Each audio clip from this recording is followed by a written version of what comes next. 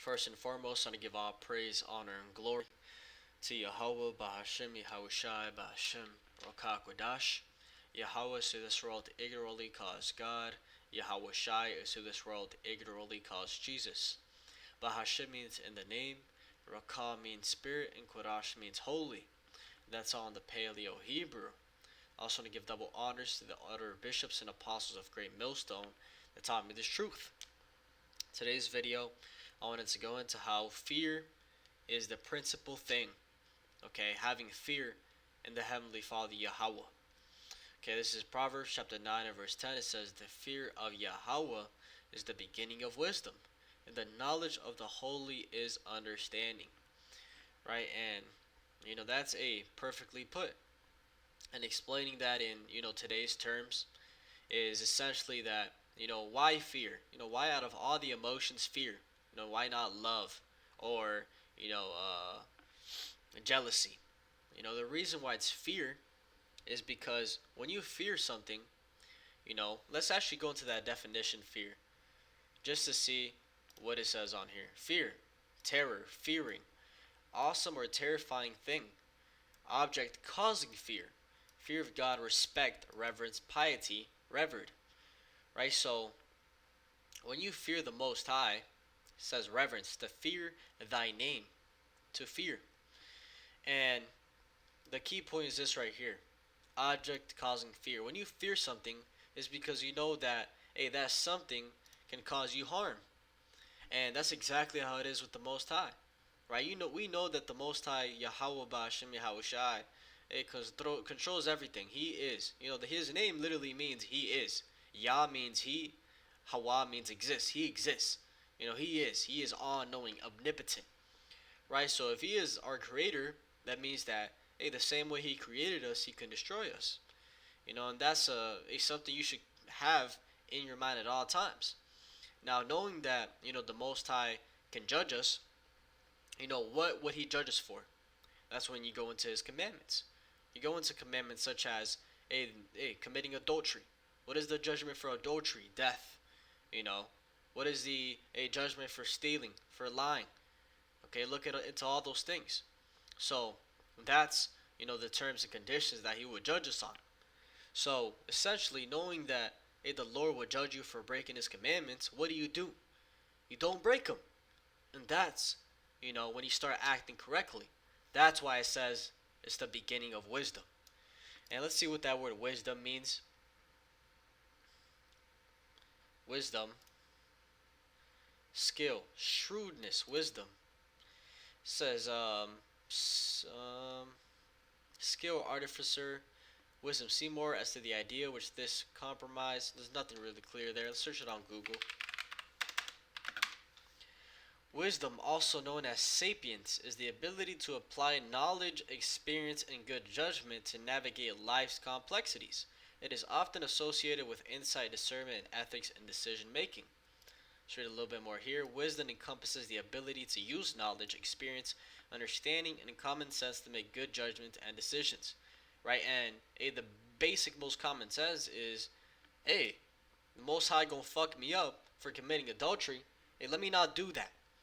And going into examples, we read that, I don't know exactly where, but it goes into learning, from examples, from experience. And that literally made me think of when it talks about Sodom and Gomorrah. Let's get that in. I believe it's 1 Peter. 2 Peter chapter 2 and verse 6, it says, "In turning the cities of Sodom and Gomorrah into ashes, condemned them with an overthrow, making them an ensample, aka example, unto those that after should live ungodly, and delivered just Lot vexed with the filthy conversation of the wicked." Right? And that's the key point, is that, we have examples on what not to do. And the Lord literally destroyed two major cities and the neighboring cities around these two cities with complete fire, because of the wicked acts that they were committing. So, hey, what more perfect example of that? What more perfect example of, actually being able to see the proof today, right? If you search up sulfur balls, from Sodom and Gomorrah. The perfect video is actually this one right here, Expedition Bible. He goes into it pretty well. But when you go to that place, where it was supposed to be, you'll find that all over the ground, you have 99% pure sulfur balls. What a coincidence. Embedded in the ash remaining from destroyed buildings, brimstone, in the white monoclinic form, a result of having been cooked. Gomorrah's cooked sulfur left versus naturally occurring yellow sulfur. Right, so it shows you it wasn't nothing natural. This was what they call a supernatural, which is ultimately the Most High Yahweh. Right, so if this isn't an example, hey, I don't know what to tell you. Another example is how every single, ancient civilization, from all these nations, the Chinese, Japanese, Arabs, they all have a story about a great flood. Every single one of them. Why is that?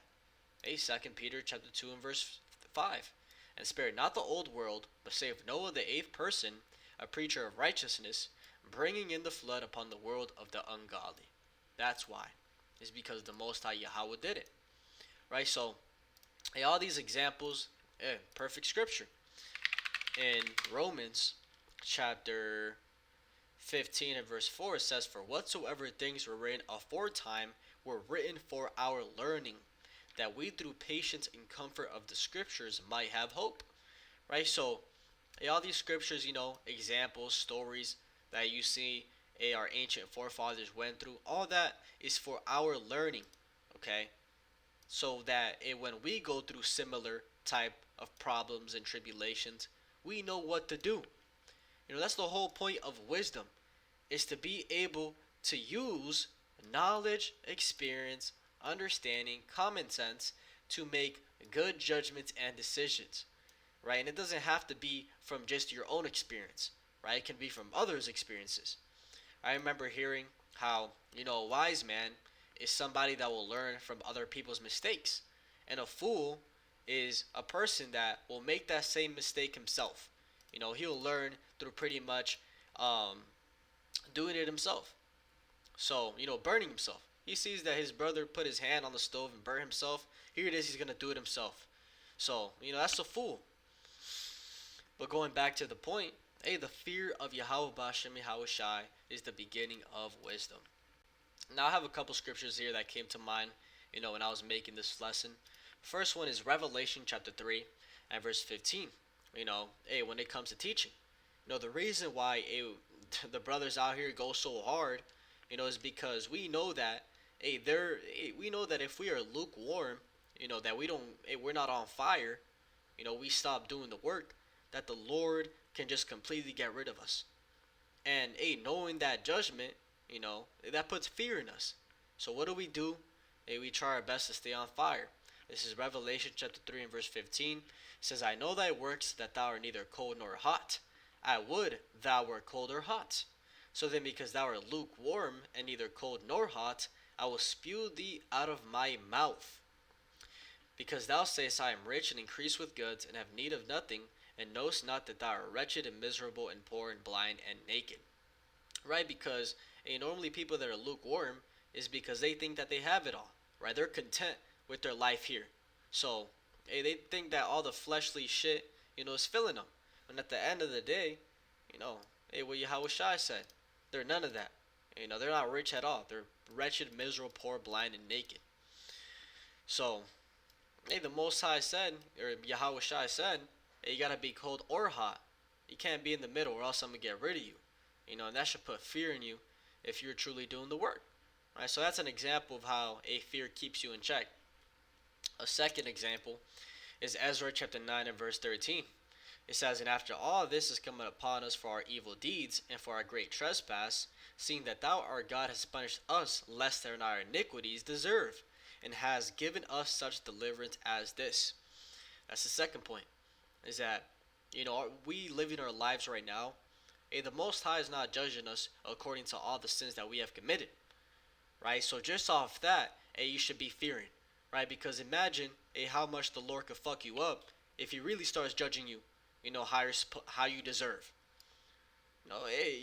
You would ultimately be dead. Right? Because all of us have done things that are worthy of death.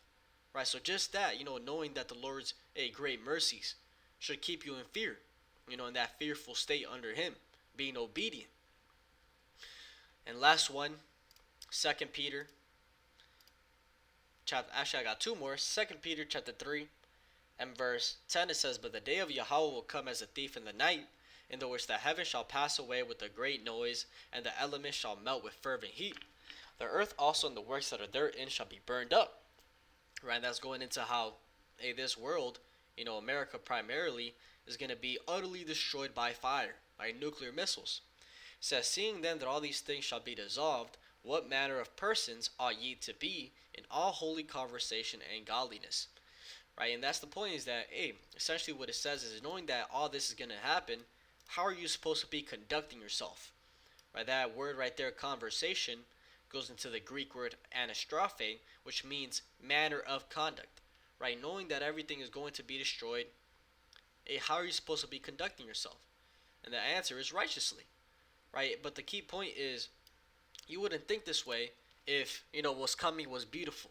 If what was coming was, a perfect peace. But it's completely opposite. What's coming is a time like never before seen. That should put fear in your heart. So in order to escape that, what you got to do? Act righteous. It always goes back to that same point. Act righteous.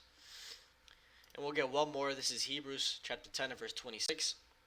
It says, "For if we sin willfully, after that we have received the knowledge of the truth, there remaineth no more sacrifice for sins, but a certain fearful looking for of judgment and fiery indignation, which shall devour the adversaries." Right? So, if you know the right thing to do, and you don't do it, guess what? Yahweh's blood is not going to cover you. And that's a real scary thing. Because it says in Luke that the servant that knew his master's will and did it not shall be beaten with many stripes. But the servant who didn't know his Lord's will and didn't do it shall be beaten with less stripes. Right? So the fact that right there, that's an obligation. And once you know, you can't cop out and be like, "Oh, my bad. I didn't know." Nah, you knew, and you still did it. So guess what? You're gonna receive that full judgment. So that's an even scary thing. So, fear, man, fear. The fear of Yahweh, Bahashem Yahweh Shai, is the beginning of wisdom. I'll leave it there. Hopefully this is edifying. With that, I want to give all praise, honor, and glory to Yahweh, Bahashem Yahweh Shai, Bahashem Rakak Wadash, and double honors to the honored bishops and apostles of Great Millstone that taught me this truth. Shalom Tilak Shalom.